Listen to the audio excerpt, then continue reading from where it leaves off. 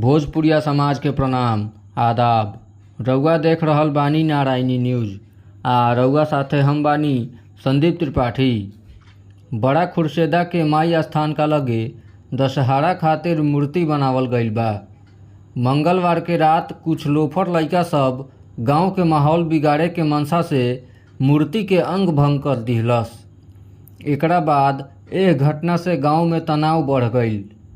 बढ़त तनाव के देख प्रशासन का तरफ से बीएफए के गांव में शांति समिति के बैठक बुलावल गईल। बैठक में सीओ अलका कुमारी, बीडीओ मीनू कुमारी, थानाध्यक्ष सिकंदर कुमार, दारोगा पुनीत कुमार, सरपंच संजय कुमार, सुनील गुप्ता, मैनेजर राय, चंदन कुमार, दीपक कुमार, मोहम्मद गुफरान, अमानत अली, मोहम्मद सलामुद्दीन समेत सब समुदाय के लोग भाग लिहलस। सीओ आपसी सौहार्द आ भाईचारा कायम रखे के अपील कैली। बीडीओ मिलजुल के पूजा करे के बात कहली। उहें थानाध्यक्ष कहलन कि चौकीदार के प्रतिनियुक्त कर दिहल गईल बा।